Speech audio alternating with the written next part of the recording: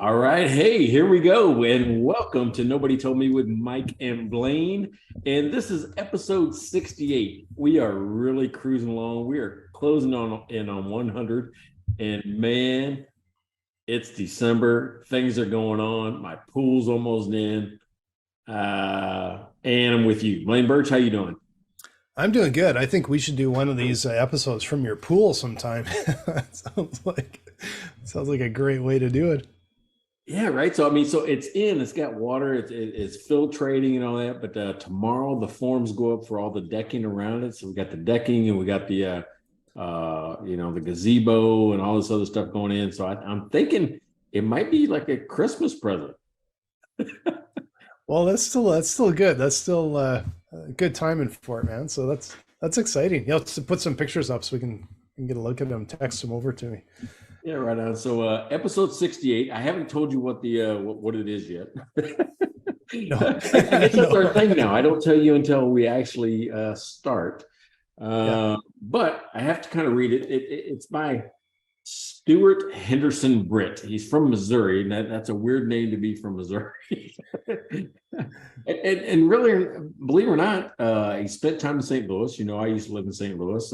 He's from Fulton, Missouri, kind of the middle of Missouri.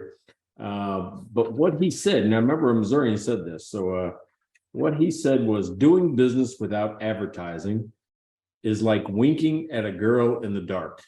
You know what you're doing, but nobody else does. Okay.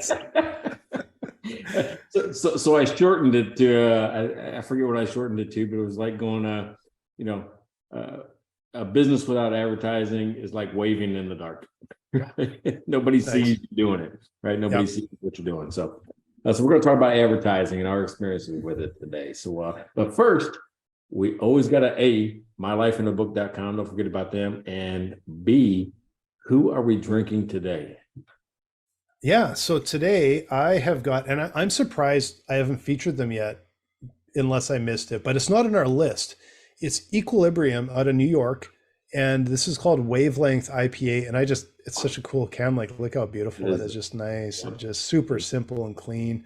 And I don't know. I've had a lot of the Equilibrium. It's been really good stuff. So I have no idea how I've featured them before, but maybe I have. But it's a really nice beer. So that's actually what's it called? An atomic symbol or something like that for wavelength?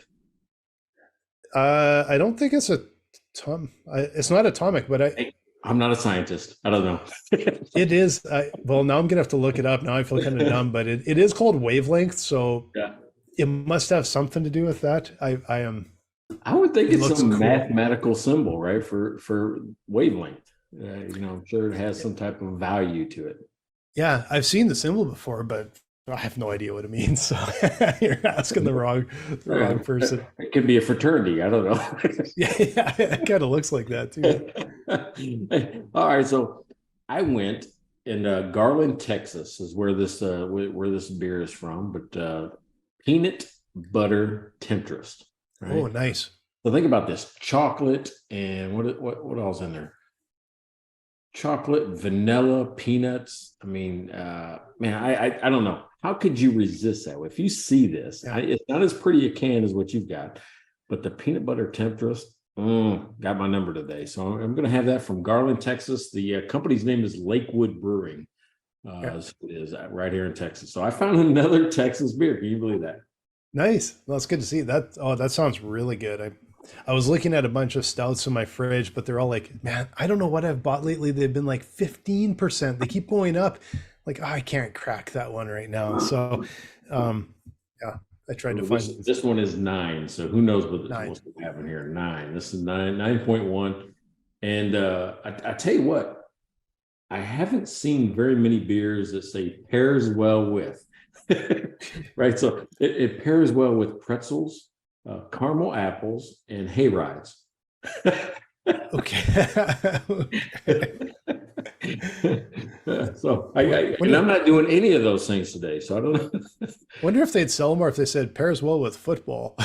That's right. Right. Yeah. Garland, Texas. Yeah, you're right. That's funny. So, all right. So advertising, right? It's Here's what I wrote down, right? Because I always write these summaries before we have the discussion because I think it's more important to do it that way than after. I, Yeah. I, nobody even knows that, right? That I write these before we have the discussion. So sometimes they probably match what we talk about. They probably never do, but that's okay. It's our intention, right? All right. So here's the thing.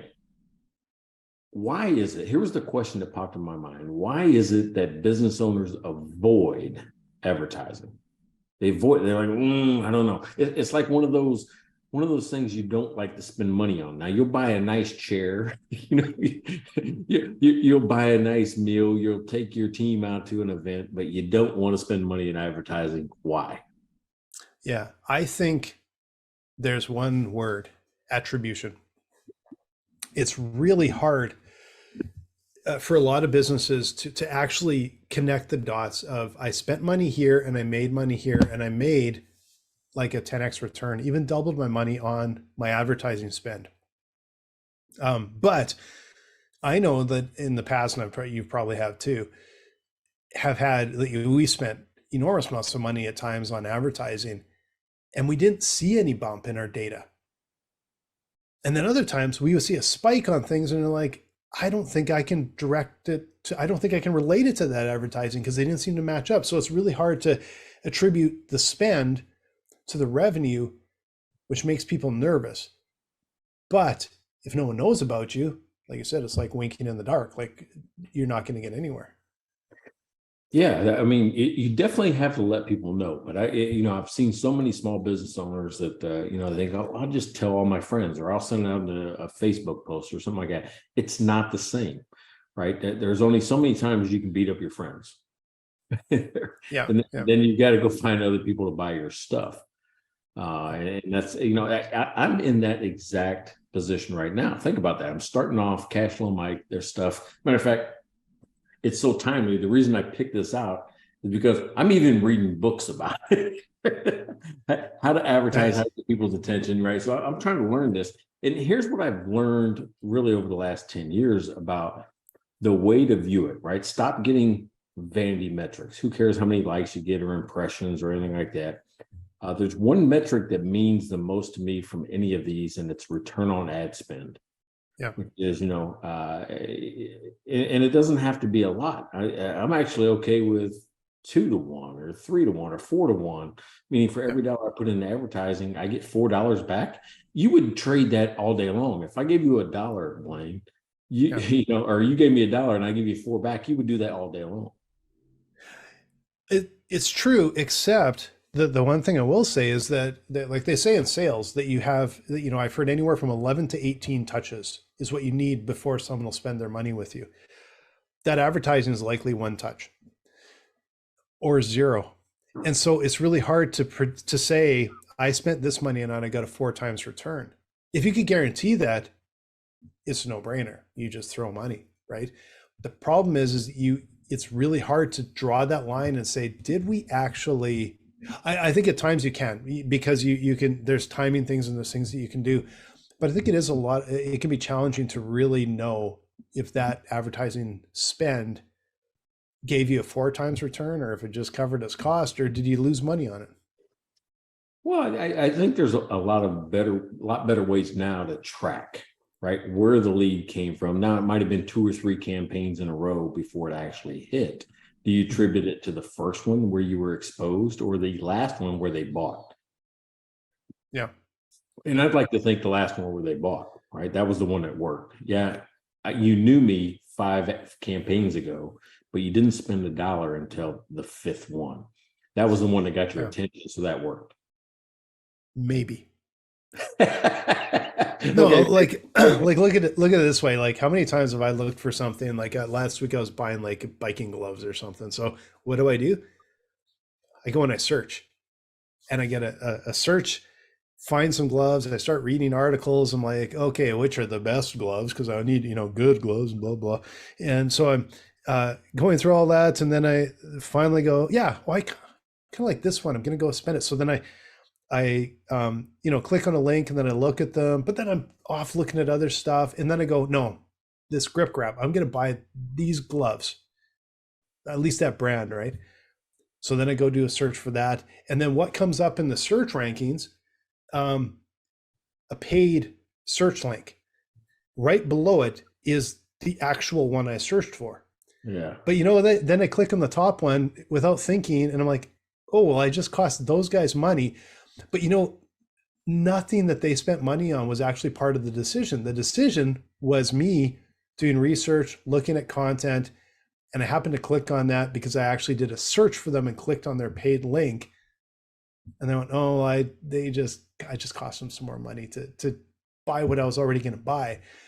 So I don't think you likely will get 5 touches. I think it's so much messier than that. You see it here, you see it there. Someone talks about it. You're doing searches, you're finding stuff.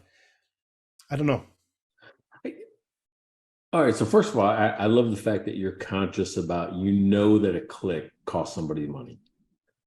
Because I'm the same way. I always look at that. I'm like, I already know I'm going to buy it. I'll go to the website and get it through there. Unless they've attached a promotion saying click here to get this promotion, then you almost have to, right? Because or else they don't attach the promo code, or they can't change, trace that you came through that promotion.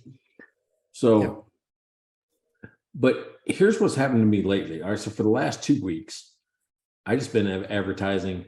I'm doing this thing called the Power of One, right? Which is one offer, one platform. What is it? One ad, right? Just to see what the power of one is. Now I might do variations of the ad, like the ad I've got going right now, same copy, 3 different images, right? Yeah. That's really what it is, just to see what image it works at. Believe it or not, what's strange is that the one that I'm in gets more hits than the ones I'm not in. Yeah. It's a strange thing. It's that, cash flow Mike in an ad is better than, finding hidden cash as a text and anything else in another ad. It's really weird that my picture generates more clicks, more leads than otherwise. Yeah. But because I'm only doing the Power of One right now, I can attribute every lead, every dollar spent to that ad. Right? So from there, because they could be they could be doing the same thing. They could be already like convinced about you, and maybe the ad is a reminder. Oh yeah, I wanted to grab that. They click. Well, is that really responsible for the sale, or is it just responsible for the timing of the sale? I think it's the close, right? The close gets the win. That's who you attribute the win to. Think about a car dealer, right? A car dealer, if I go in on 1 month and I talk to Blaine, and then 2 months later I come in and I talk to Mike, and Mike closes me and gets me to spend money, who gets the win? They're going to split commission. I know somebody can say, oh, they split commission, but really it's the closer that should, the reason why the closer gets the win is because he got you to spend the money. The reason why the other guy got the win is that he got you to come back, or whatever that is. I would say, yeah, but you know what? People rarely buy on the first time. So the real win might have been the first person you talked to. The other one just wrote up the deal. Okay, here's a great example. The real win is them actually stepping on the lot. Okay, so then you can go back to why did you even step on the lot to begin with? Okay, I'm going to tell you how so the last car I bought, the person that literally sold me on the car never got the sale. What? The dealership never got the sale. So I was looking for cars. I started out as SUVs, and I'm like, I just can't get myself. I don't like I had an SUV, just wasn't happy with it, so I went back to a car. So then I was test driving every bloody car on the planet, and I just wasn't finding the one I liked. And then I saw this this, I don't know, it was maybe an email or an ad or something that said,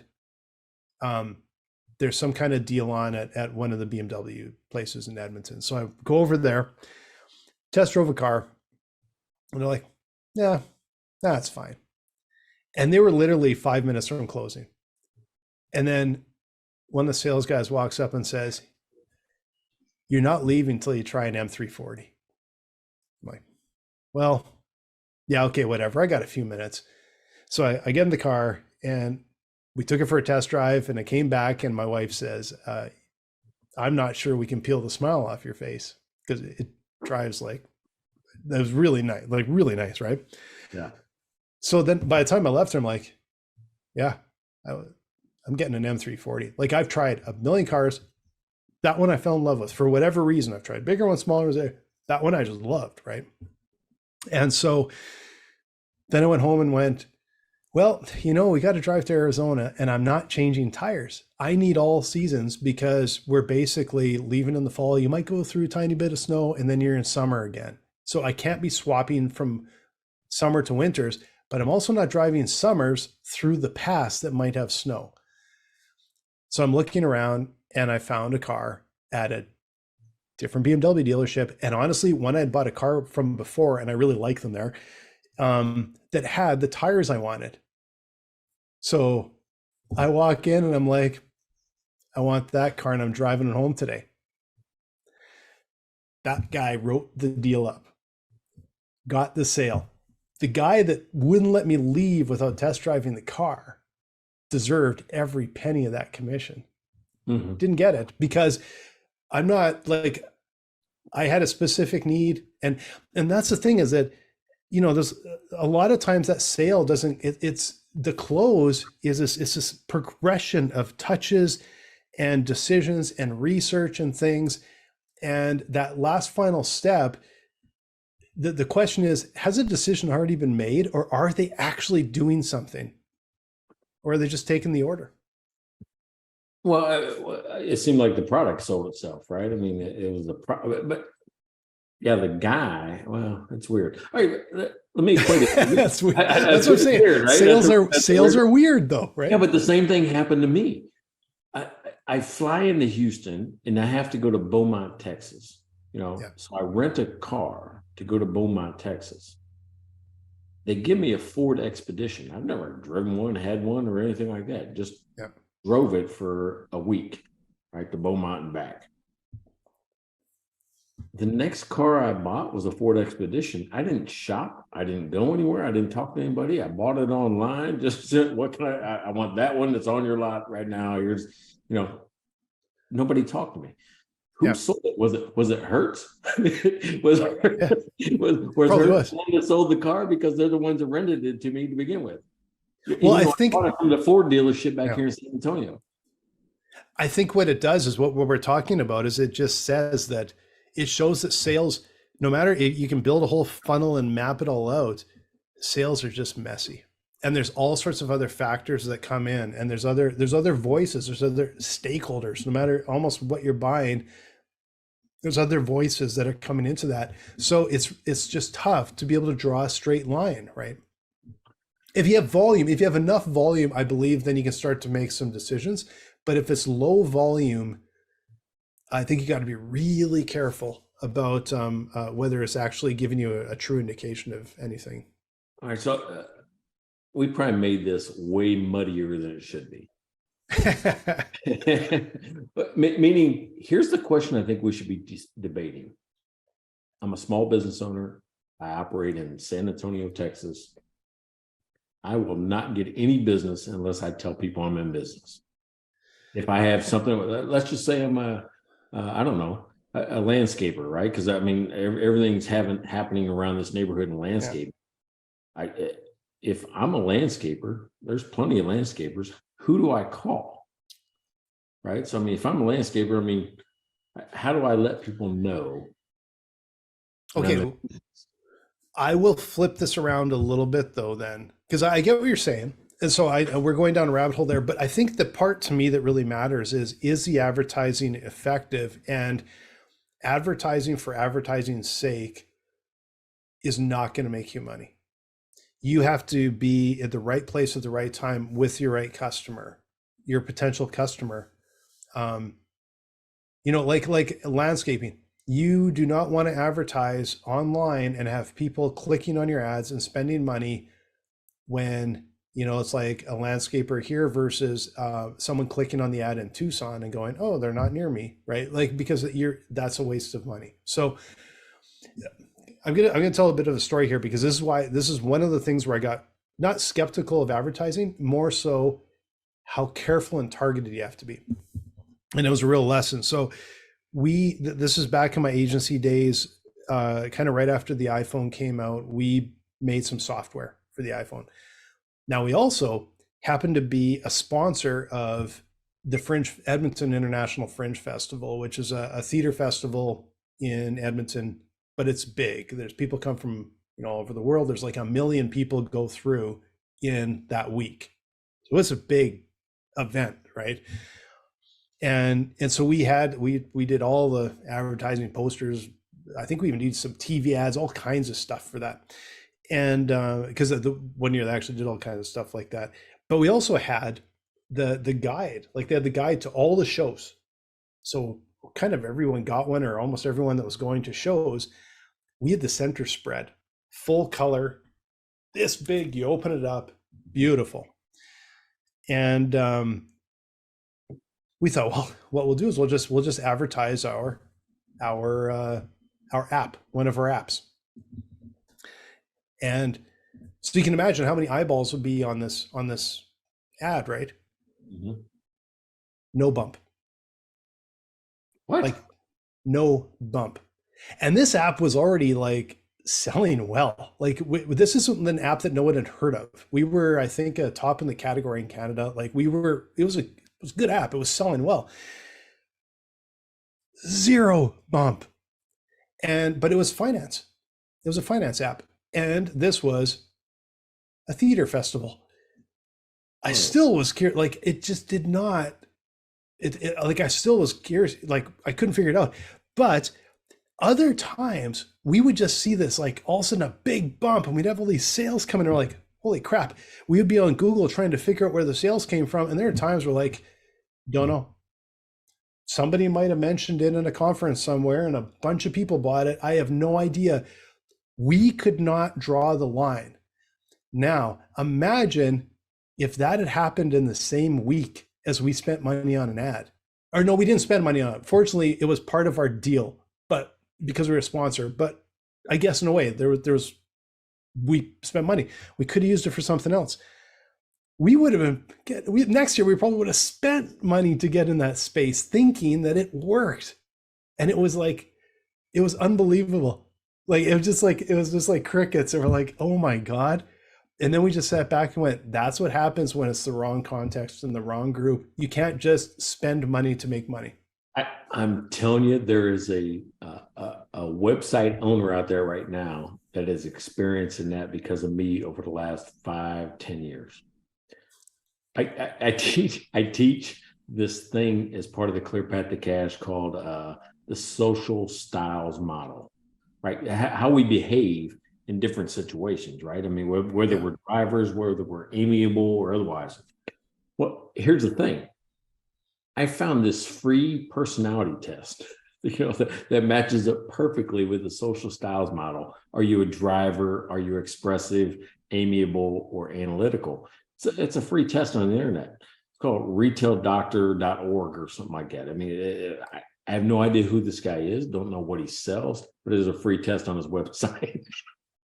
Yeah. So every single seminar I do, I'm talking about, I tell 30, 40, 50 people, we go through a whole thing saying, you pick it. Oh, by the way, if you want to know for sure, go take this guy's test. So I'm sending people through free test all the time, Yep. He probably has no idea. He goes, if I'm in Orlando, he goes, oh my God, I don't know what happened, but I'm killing it in Orlando this week. Or I'm killing it in San Antonio or Cedar Rapids, Iowa. It's one of those things where I'm sitting there driving traffic to this guy. He has no idea I exist or I'm doing that. How does he attribute it to whatever happens next? Exactly.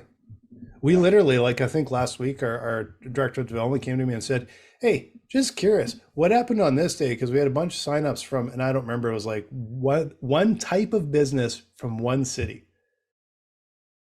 And I'm like, well, that's too coincidental. Yeah. But we're like, no idea. There's no way we'll ever know. Like, Google can only tell you so much. And but if we had been running ads at the time, we might have went, oh, You know what? It's probably Yeah. these ads. They just suddenly were brilliant and everybody loved them. And so that again comes down to when you're doing especially online advertising, um, it's going to take time. It's not, you don't run one campaign for a week. You probably have to run it for a while. If it's not working at all, then, yeah, kill it off. But you have to run something for a while. You have to have enough of that. What do you call it? It's not the critical mass, but you have to have the sample size has to be big enough. Otherwise, it's false positives or false negatives, right? You know what? That's where I came up with I've got kind of a legend of what I do with ads. Anything under $10 a lead, right? So when I evaluate an ad, it's cost per lead, which is what did it cost me to get somebody to give me their email address, we'll say, or whatever I'm trying to do. That's like a conversion. So if it's less than $10, I scale that. I start pouring gasoline on it and trying to make that happen. If it's between $10 and $20, I can't figure it out, so I let it ride. Right. If it's over $20 per lead, then I make changes. Is it the audience? Is it the image? Is it the text? But I only make one change, and that I wait for like a week to figure out what happens. So that's kind of the way I use it is less than 10 scale, 10 to 20 watch, and then over 20 change one variable. And that kind of helps me dial it in a little bit better. Yeah. Do you use something like that or no? Well, a little bit more like I think the thing is like you have to go sort of from the top and go like what's the conversion rate, what's the customer value, what's the like cost of acquisition. So it has to go all, but then it gets pretty scientific to be able to go, okay, we've got this much for a lead, we converted this amount. Like let's say you only converted 10%. On those ads that are costing you $10, it's like $100 to acquire a customer, right? It's actually super, like, it's not a bad, I gotta take that all day long, but let's say the $20 one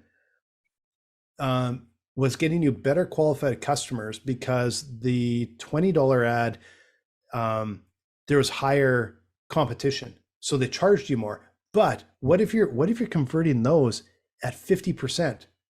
So it's $40 for customer acquisition. So you could actually have a way less customer acquisition cost. So it's not, I think it's the quality of the lead can cloud all of that as well. Well, and I think that's why I use the $20 plus to be able to dial in that audience just a little bit more, right? Because I'm not saying the right things to get somebody to take action with the ad. Yeah, no, it's true. That could be the case, but it also could be the case that it's higher competition, so they charge more. But you could be getting a better lead. Tell me more about how they charge more. Well, they'll charge more based on, it's almost like Uber surge prices, right? Like they'll charge more if it's higher competition. So I think I'm not an ad expert. I'm gonna ask Idris, can you call in? No, okay. Yeah, right. Hey, somebody figure this out for us, because when I go through it, it tells you, hey, I want to spend $15 a day. It tells you you'll get about 6 leads a day. We'll say whatever that is, 6 or 10 or 11 leads per day, based on what I'm doing right now. I'm like going, that's kind of good based on my economics, meaning if I can talk to 10 more people a day, every single day, I'm going to get 1 client a week. Well, yeah, except that it comes down to the quality of leads, because if it's not the right target, that's where the cost comes in, right? Because if it costs me $20 to get 1 lead, which means the ad's not working right. Well, look at it the other way. What if you might get 20 customers from something? But if it's the wrong messaging and you bring in the wrong people, it actually costs you way more, because now you have to meet with 20 people and find out they're not good. 20 that aren't going to convert, or maybe 19 that aren't going to convert, where you may get another one where it's like, I got 4 meetings, but I got 3 deals out of it. So it just makes, all I'm saying is that there's all of these metrics matter. But it really, it's just not that simple. There's a lot of subtleties to seeing, is it effective? And you can't not advertise. Like, people have to know about you. But what I'm concerned about is you can blow through a lot of money if you're not smart about your advertising. And that can be absolutely painful. No, I would agree with that. And I'll tell you, here's something that happened that you might find interesting, or maybe help me figure it out. I did a campaign just to get people to join a Facebook group. Inside this Facebook group, I give live streams, right? I teach every Monday. A new concept about cash flow. I have all these free resources you can grab in the guides part of the group. I had a guy come through an advertisement, join the group. A week later, he leaves a message saying, "This is a ripoff," because I asked people to purchase something. Yeah, I'm giving them everything for free. Hey, if you want to know more about this subject and do these things, I've got this group that's doing this, but it costs X dollars. And he didn't like that, and it's a ripoff. Is it a one? First of all, it's a one ad, so I don't worry about it. But second of all, how is it that somebody can come through advertising, you think they're the right person, they meet all the criteria, and then they'll grab it for free, but as soon as you ask them to pay, then all of a sudden it's a bad client. Yeah, and that tells me that well, obviously that was one that got through, that was completely unqualified. Like, it was absolutely the wrong customer for you. We've had that, not recently, but I do remember one time someone complained online that our software wasn't free. Literally, it wasn't free. I was supposed to, they said, like, for the good of the world, our software should be free. Well, that was a person that should not have been in our funnel or anything like that. That makes, for the good of my family, the software can't be free. Exactly. But our philosophy has changed a little bit here recently. We had an advisor that was made a comment about a little bit of our sales funnel, sales pipeline, and said, you guys got to quit fishing with a net and start hunting with a spear. And basically what he was saying was that, again, it's like, if you bring in the wrong unqualified people, and when I say unqualified, I mean that they're not they haven't been qualified as a potential buyer that we can help them. We're not like a sales qualification. We can't help them because it's not the right fit. We don't solve their problem, right? And if we bring in a whole bunch of those that aren't the right fit, it just costs us a pile of time, which means it costs us a pile of money. It also costs them a pile of time, right? So how do we get the perfect customers that are going to come in and convert at 50%, right? Like, that's what we've got to figure out. Like, how do we get, so we're not wasting our time or their time? How do we get better qualified customers coming through? All right, so yeah, I want to talk about mylifeinabook.com real quick, and then I want to come back to that question, because creating your avatar and ideal persona, or however you call it in your business, that is the biggest key that all of us have. And I think you just went through that, which led you to a different persona or avatar in your business. But today's episode is sponsored by mylifeinabook.com, and this is probably the most thoughtful gift I've ever come across for parents, grandparents, almost everybody. And it doesn't matter the occasion. It could be their birthday, it could be Christmas, anything. It's basically a very powerful way to connect emotionally with your family, preserve their most precious memories, and show them that you really care. Best of all, it's instantaneous gift that you can get at the very last minute. So here's how it works. Every week, My Life in a Book lets you choose from a list of thought-provoking questions, or even write your own, which gets sent to your relative by email. Your relative writes their answer and can choose to add a meaningful picture. And this happens every week. And at the end of 1 year, all the stories get combined in a beautiful keepsake book that you can store your relatives' memories forever and pass them on to future generations which are printed and sent to you. Yep. And you can request as many copies as you want and even get it in audio format. So with mylifeinabook.com, you can give those you love the most a personal gift that tells them they're very meaningful to you and all future generations. Save $10 off your first purchase.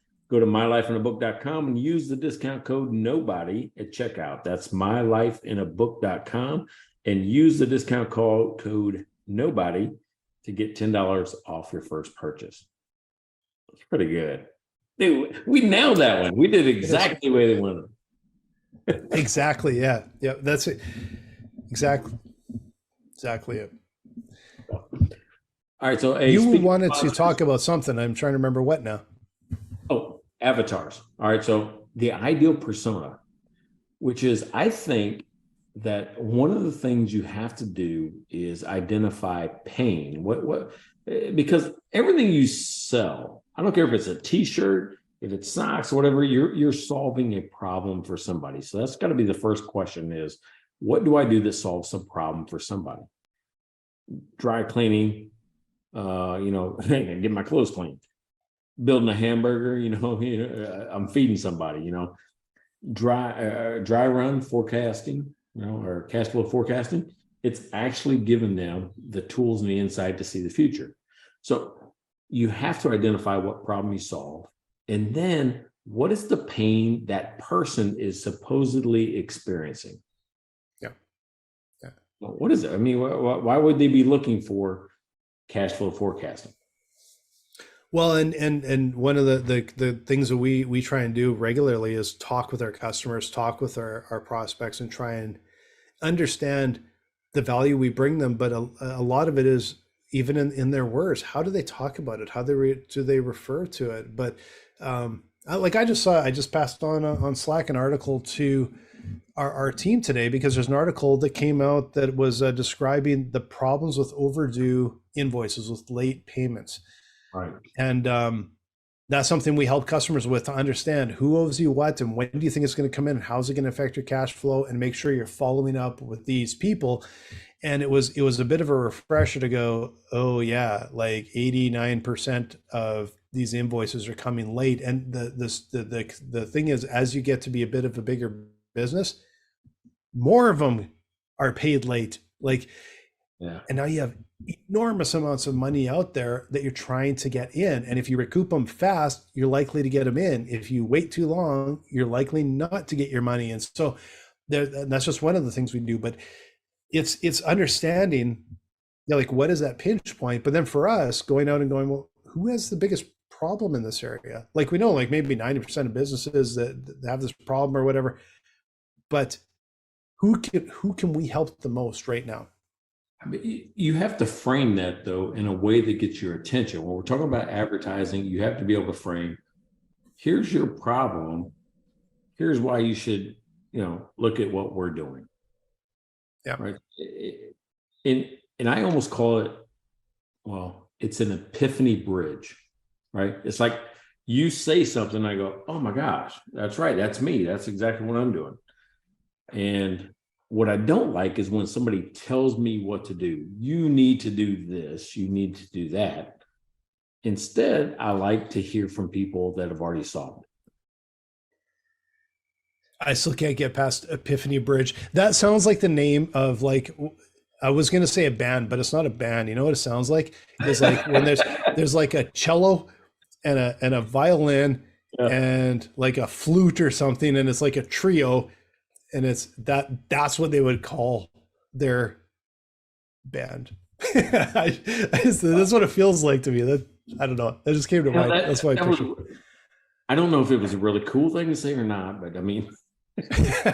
Well, I thought it was cool. I just thought that's a great term, but it sounds like a band name. No, but what I'm talking about is, I have this problem, you have the solution. I call the difference, the gap, the epiphany bridge, right? There's something that happens that gets me to you.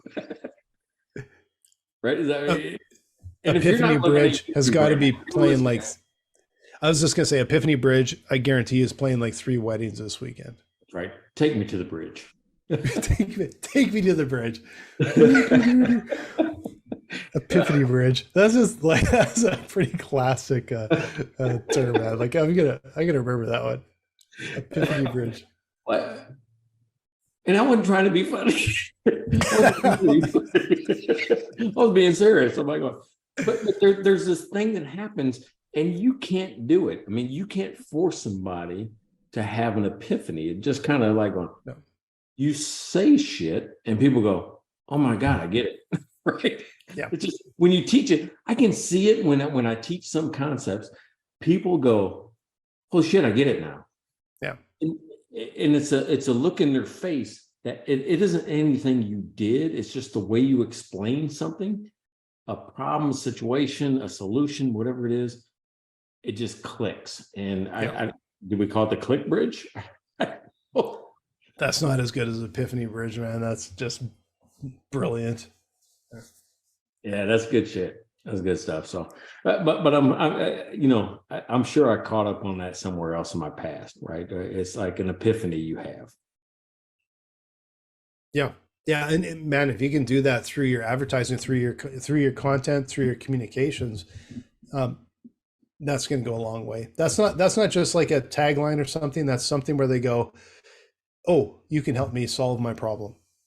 Here's what works best on me. Now sometimes when I'm thinking about trying to get somebody to buy from me, I think about how do I buy? What do I buy? So instead of somebody telling me you should do this or you need to do that, it's, hey, I was having this problem and I did these 5 things and this is kind of what happened and here's what happened to me later. It's like I'm learning through their experience. I don't know what else to call that. What would you call that? Think about it. Your neighbors have a good experience with a landscaper. I buy the landscaper because you had an experience with him. Referral. That's a referral, but I'm saying, but you can't do a referral on every advertisement. There's another story you tell that's saying, I had this problem, me personally. I had this problem. Here's the steps I went through. Here's what happened when I followed these steps. That's not selling me anything. That's just saying, well, maybe that would work for me too. And somebody has an epiphany because they're like, well, maybe if I do those same steps, this will happen to me. Yeah. There's marketing people or an advertising like exec right now, just like, it's called this. They know exactly what it's called. And it's like, well, it's Epiphany bridge. What are these idiots doing on this podcast? Either that or there's going to be like a creative director at like DDB will go into their meeting tomorrow and say, this is called an Epiphany bridge. This is what we're doing. Yeah, that's right. From now on, we need to get people from here to here. We're going to call it the Epiphany bridge. Epiphany bridge. Exactly. No, that's already a term. I didn't make that up. I heard that somewhere. We might have to have it. Somebody. We might have to have a T-shirt called the Epiphany bridge. Maybe that's something we have to add.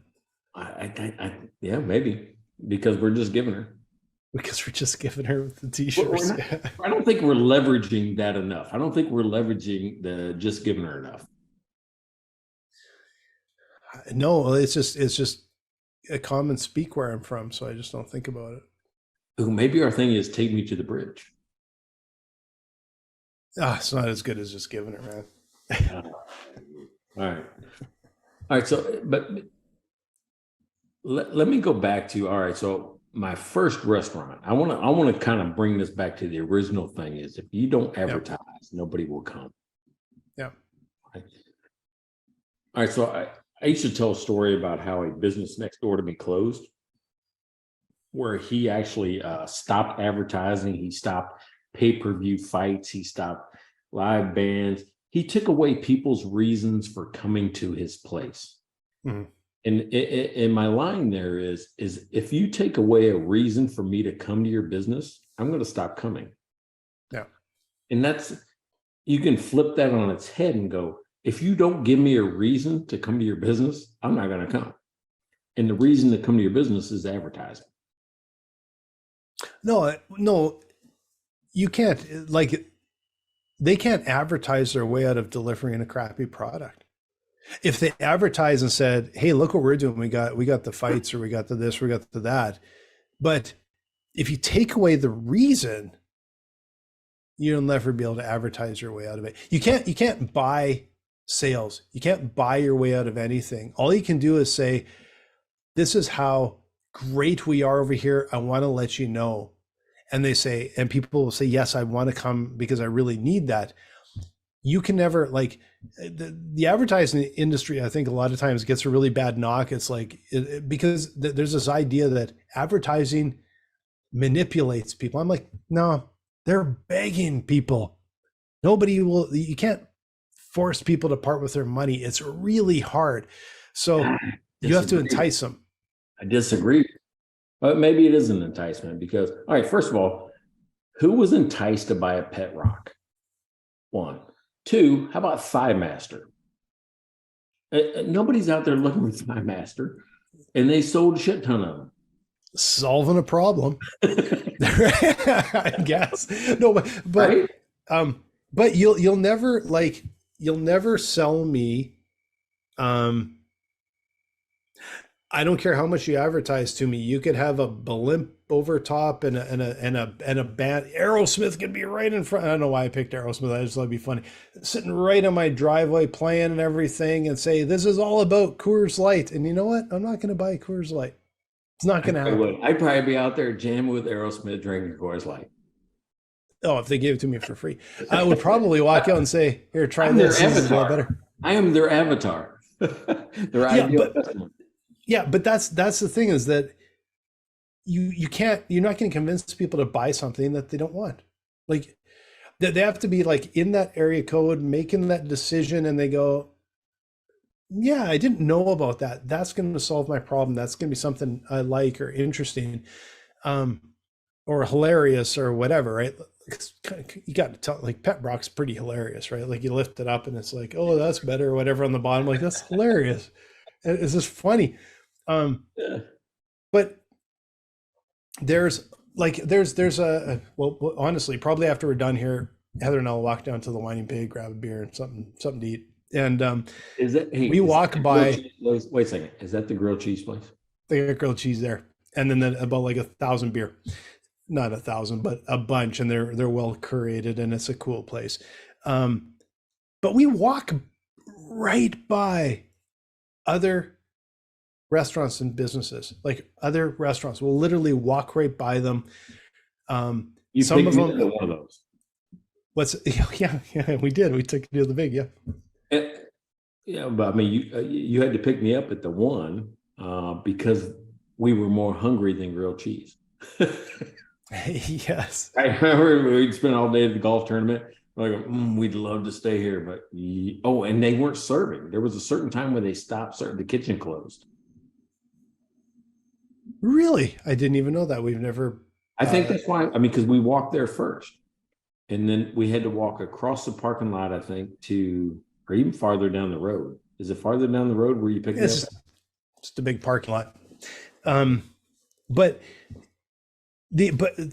Anyway, the roundabout thing I'm saying that we walk by places that are advertising. They got all kinds of stuff, and they got bands, and they got all this kind of stuff, and we don't even give them a second look because that's just the place we want to go to. They have what we want, solving my problem of having good beer or whatever. I don't know. I'm trying to make up a problem for it, but I'm convinced that you have to be in this very narrow customer base, and it might alert them to something and get them to go over the top, but you're never going to sell anything to somebody that doesn't want it. I think that's the key takeaway right there is solve a problem, which is, you want a specific type of beer, or you want you like the experience. Yeah, it doesn't matter. I mean, in every type of sales, you're solving somebody's problem. Maybe they thought it was funny to do whatever. They bought a pet rock. They didn't necessarily buy it for them because it was funny. They bought it to show it to other people. So the problem was, hey, I got this cool thing I can show you, right? Because I want you to think I'm funny. Think about it. There's an eternal reason why you buy a pet rock. And this just reminded me of something. So the sports station we listen to every day has, and I'm not going to call them out or anything, but they have a jewelry store that advertises on there every day. And a lot of their ads are a little kind of funny. Does not make me want to buy anything whatsoever. Don't need it. Most of it's trying to sell diamonds and diamond rings and things, right? And then the other day, they had, and I think it was something for Christmas maybe, and they said like they had this whole long thing about, it was almost like a poem. This is what you should be saying to your significant other. And it was so over the top and cheesy that I waited for the punchline because I'm like, these guys always have something kind of funny. And it got worse and worse and worse. And then it got to the end, and the worst thing was, oh my God, they're serious.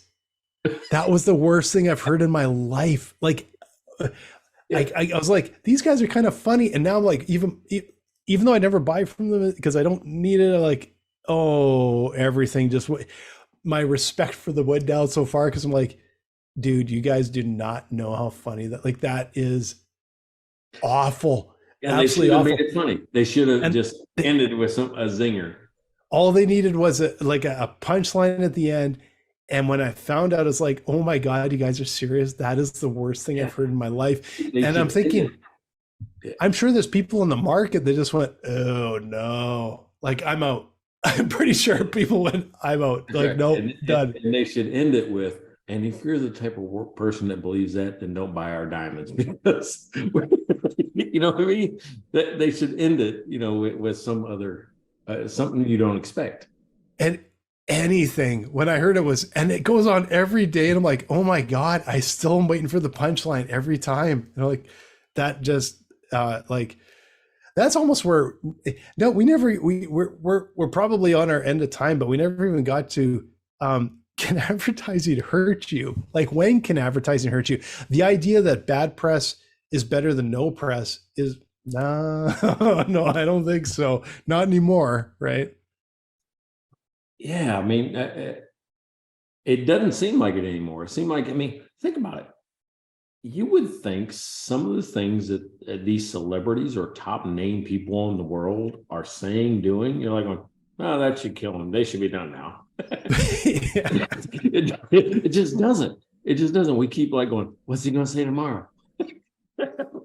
Yeah. It's so ludicrous. I mean, the more ridiculous you are, people will tune into you. So I don't get it anymore. If you have a way, now we're getting right back to, if you have a way to monetize it, because if you're reliant on somebody to hire you and throw you on the screen, you might be screwing yourself. But all right, so here's the thing: you gotta know these people doing that already have enough money; they don't need you to hire them. Yeah, that's true. Right? They already have enough. What I'm talking about is the individual that's in downtown here trying to get his business up and running. He's got to do something. I don't care if it's putting flyers on a poster or a telephone pole or passing his card around. You know, the thing I hate, but probably works, when somebody throws a plastic bag in my driveway with a rock and a business card. Just recently we've had the rocks and business cards, but just recently there was the patch of AstroTurf. It wasn't on our driveway, but when we went for a walk, we saw all the houses down the block had a patch of AstroTurf with a business card stapled to it. And I just like, it just seems like it's just going to go in the trash. Like, but I remember saying to my wife, I'm like, the thing is, it only takes one person. It only takes one person. Well, it takes one person, but the other thing is, and maybe they're selling AstroTurf, or maybe they're just reusing it to weight it down. I'm not sure. But nobody answers the door anymore, and nobody answers the phone anymore, and nobody. So like, it's hard. Like, so yeah. I get it. So every once in a while we got rocks on our driveway with something stapled to it and stuff stuck in the door. And actually today we had something under our doormat that was kind of hanging out the side. I don't even know what it was because I like just threw the recycle. I didn't even look at it. Yeah. What if it was, hey, here's $1 million for you? I lost it because I just put it right in recycle. After 52 years, nobody's giving me $1 million underneath my doormat. I don't think so. I don't think so either. Yeah. We actually had somebody put a big check under our doormat. I didn't know it was a check, but it was actually the wrong address. And you know what? This could have been bad because our video doorbell, I saw that somebody had come to her, and I just popped it on and saw that somebody was standing by the door and then put something under her mat. I'm like, well, that's strange. So I went out and looked, and here's this check, and it was for one of the neighbors with the wrong address. And I went down the block and I rang the doorbell. Fortunately, she answered, and she runs a like a dog rescue or something. And this was like a sponsor check, and I'm like, holy crap! Like, if I didn't see through the video doorbell, that could be there for years till I'm like, I don't know, hosing off my deck or something. Like, you'd never know it was there. So I guess that's just a note for video doorbells, I guess, more than anything. That's crazy. All right. So, hey, episode 68 was about advertising. And if you don't advertise, though, right? And we really didn't answer that question. If you don't advertise, it's like waving in the dark. You're doing it, you're taking the actions, meaning you run your business, but nobody sees you. Nobody knows you're doing it. So yeah. And you know what? I think the reason we went way more in depth on that is because in a way it's kind of like, yeah, no shit. Like that. Like, I think that's, if you're not advertising, if no one knows about you, you're not going to make it anywhere. Like, you have to have exposure. I think the area that I got really dug into was, if you're not putting it in the right place and targeting the right person that is your customer, you will fail. You can lose every dime. You could spend millions of dollars in and I think I brought this up on the show before, but I think it's really important. So I'm bringing it up again. There was when I was driving down to Arizona, we were listening to a podcast, Guy Raz, How I Built This, which love it. After our podcast, listen to Guy. He's awesome. But there was a business on one of these podcasts that they were something like at 20,000 MRR when they were on their own. Monthly recurring revenue, for those of you that aren't in the acronym space here. They raised something, and I can't remember the exact numbers, but I believe they raised $30 million. They had Google invest in them. They had a whole bunch of investments. Their burn rate was like, they were going through about 800 grand a month. And a lot of that was going to like advertising, and they failed. And Guy asked him, well, what was your revenue up to? And he said, about 30,000 MRR. You cannot buy sales. If you're not the right message to the right person at the right time, solving their problem, you can spend millions and it won't make you a dime. That's the key sentence right there, solving a problem. I guess we'll figure it out. But, and I'm gonna tell you what, Steuart Henderson Britt. First of all, I don't trust people that have three names. Is it a dash or is it just literally three? No, that's what it is. He passed in 1979, so he did not see the digital age. So you got to think about that. All right. In his quote, he didn't see what was happening next in advertising. He only knew what we knew as children, what we saw on TV or radio at the time, or newspaper ads. So, man, what a good conversation. I really enjoyed this. Thanks to mylifeinthebook.com and the peanut butter Tempress, the 9%er that I'm feeling now, dude. Quite frankly. It's good. And I will mention Wavelength. I'm going to look up whatever that symbol is after, because it's a really neat mathematical symbol on my can. Cool looking can, but now I feel like a loser for not knowing what that symbol means. But it looks like good beer. Is it pie? It's not pie. It's not pie. No, definitely not pie. I'm not sure what it is. I've seen it before, but I don't know what it is. I have no idea. So now I feel like a complete loser I should have looked that up beforehand. I felt like a loser for pointing it out, and I didn't know what it was. I should say I should have looked it up beforehand, except that I grabbed a beer about 2 minutes before we started. It's like, I don't know. I don't have time to look stuff up. All right. So I tell you what, if you have time, go to mikeandblaine.com, check out our website, and buy some beer, buy some merch. Maybe we'll put on our Facebook page what that symbol is. I think we should do a t-shirt that has this symbol, and it says above, I think this is pie. But it might be beer. But yeah, this might be the universal beer symbol. I don't know. Right. I think that's funny. All right. So anyway, mikeandblaine.com. This is Nobody Told Me with Mike and Blaine. Episode number 68 is in the books. We're gonna do 70 before the end of the year. That's gonna be fun. So tune in, guys. We got a couple more. We'll hit 70 before the end of the year, maybe 71. I gotta look at the calendar. But yeah, we're just giving her here. Just giving her.